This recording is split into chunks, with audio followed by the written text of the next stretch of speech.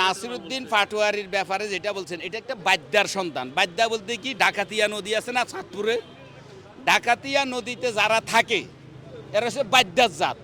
আর এই জাত ফুটপাতে কতগুলো আপনার দেখবেন ফিরান মাছের ফানি আছে, মাছ আছে না ফিরান মাছ, যেটা রাক্ষসে মাছ বলা হয়, দলবদ্ধভাবে চলে। তো বাদ্যার জাতি কতগুলো এই ঢাকা শহরে ফুটপাতে দেখবেন চলাচল করে, এরা মানুষকে ঘ্রাস করে টাকা পয়সা নিয়ে ফেলে। এখন নাসিরউদ্দিন পাটোয়ারি সে বাদ্যার জাত, ওই বাদ্যার জাতের জন্ম হয়েছে বিদায় একেবারে নিকৃষ্ট, যেটার কোনো জাত বংশের মধ্যে নাই।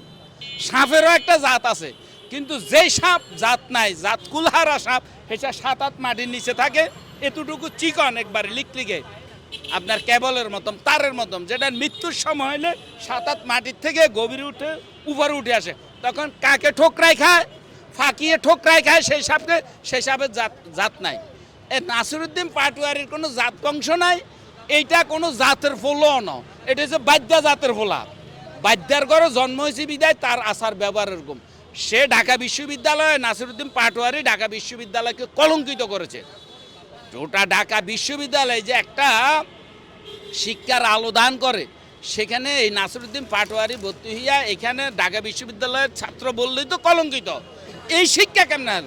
সে কিন্তু শিক্ষা গ্রহণ করে না ঢাকা বিশ্ববিদ্যালয়। আপনার বল, যেভাবে হোক মা বাপে চাইল ডাইল বিক্রি করে কষ্ট করে তাকে ভর্তি করাইছে ঢাকা বিশ্ববিদ্যালয়, কিন্তু সে ক্লাস না করে আপনার এই যে রমনা পার্কে, সরোয়ার্দী উদ্যানে গাঁজা আর বাবা যারা বিক্রি করে তাদের সাথে আড্ডা দিচ্ছে, তাদের সাথে চলাচল করছে।